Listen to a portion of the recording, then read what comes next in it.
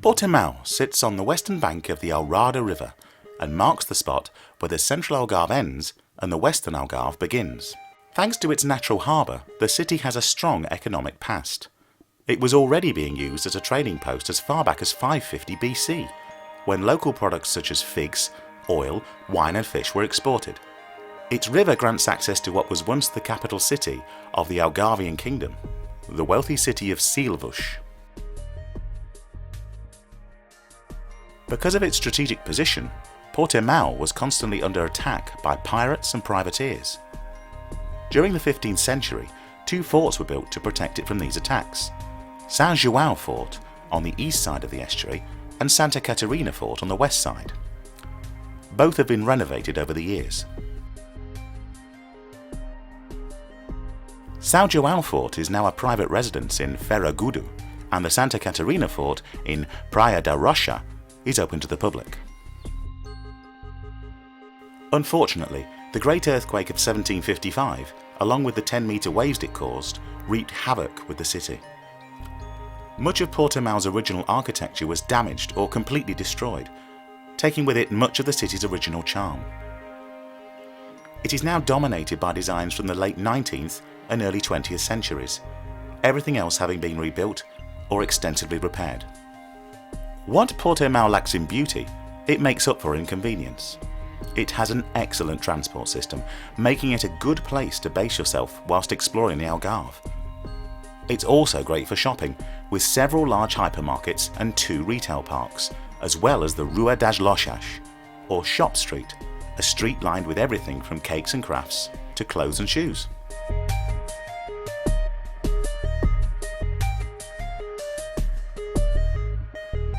Halfway down Rua das Lojas, you'll find the main square, Praça da República.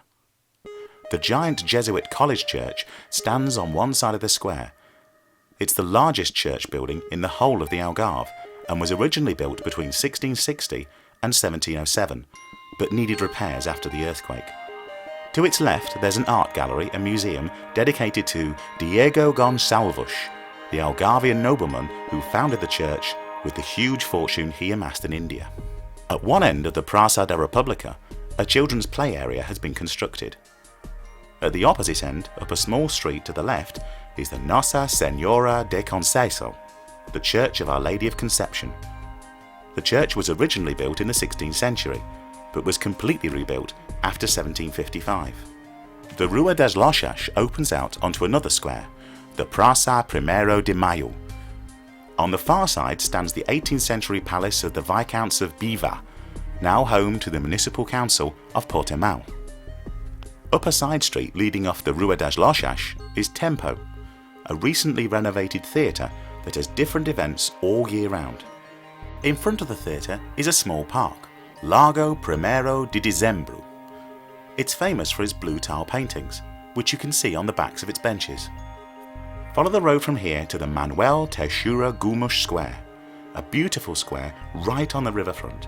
It's a great place to relax and pass the time with a coffee at one of the numerous outdoor cafes. The Riverfront Promenade, lined with palm trees, benches and sculptures by local artists, stretches out in both directions from here. Right next to the square is the Praça Visconde do Biva, a shady park that looks out over the river. After the park, you'll reach the bridge, built in 1900 with iron left over from the construction of the bridge in Porto by Gustav Eiffel's company. To its left are 2 archways that lead under the road to some of the finest fish restaurants in Portimão. Just follow your nose. This is a great place to spot one of the many huge stork nests which are protected by law that perch on the tall chimneys all over town. Sailing and deep-sea fishing tours can be booked along the promenade, and during the summer there are lots of concerts and exhibitions held here. At the opposite end of the promenade you'll find Potty-Mouthed Museum. It's based in an old fish canning factory and has displays of the industrial and maritime heritage of the town. The harbour is right next to the museum, where many boats both for work and leisure are docked. Just past the docks are the ruins of the Monastery of São Francisco. It was originally constructed in the 16th century, but was severely damaged by the earthquake in 1755, and then again by fire in 1884. It was once an important resting place for visiting dignitaries. Now it's abandoned, but it's still worth a visit. The church, cloister and chapter house all have interesting architectural features, and the view across the river is breathtaking. Just past the ruins is the new port, which connects Portimão to Madeira and the Canary Islands. The road passing it leads directly to the marina in Praia da Rocha, one of the region's more happening beaches. It has lots of bars, shops and restaurants, and in the summer hosts many exclusive parties. Many sports events are held at this end of Praia da Rocha beach, including football and volleyball tournaments.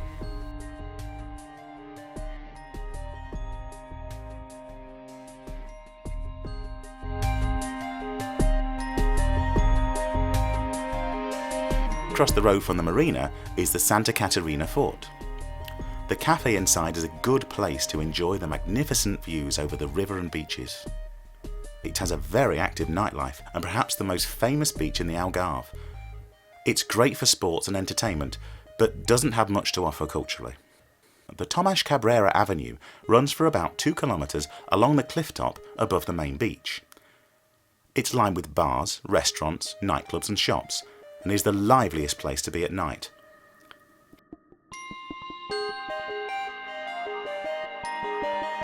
Here you'll find the 100-year-old casino, which has shows on throughout the summer. From here, it only takes about 10 minutes by taxi or bus to reach the old fishing village of Alvor. Alvor attracts mostly families.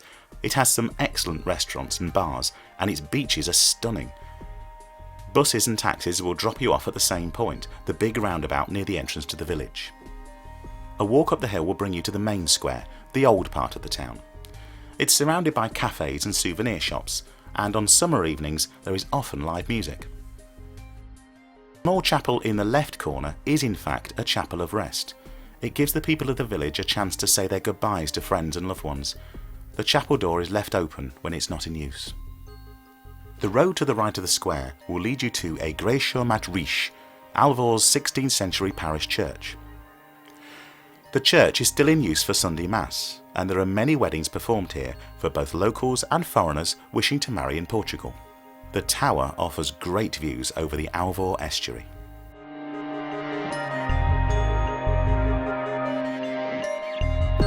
Walk downhill to the little harbour, the perfect place to catch a glimpse of the local fishermen cleaning their catch, much of which is still sold directly to the surrounding restaurants. The right end used to be the old fish market, but further to the left, the harbour has been modernised and has a few bars with great terraces looking out over the river. The road along the harbour leads down to Alvor's beautiful river and beaches. Ria do Alvor estuary is a naturalist heaven that attracts birds from all over Europe and Africa. Heading up the hill from the old fish market will take you directly into the main street, the liveliest night spot in Alvor, lined with bars, restaurants and shops.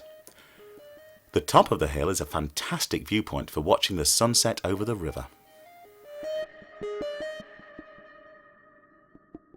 Next to the market are what remains of the 13th century Alvor Castle, a few stretches of wall and a tower. The leafy shaded area inside has been constructed into a children's park. Just outside Alvor, off the N125 road between Penina and Figueira, are the Abbey Kedar Roman ruins. They were probably built in the 1st or 2nd century and were used for agriculture and fishing.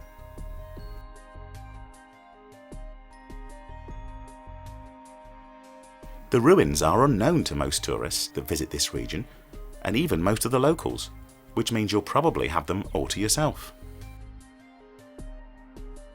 Regular buses travel between Portimão and its surrounding towns. Taxis are also readily available,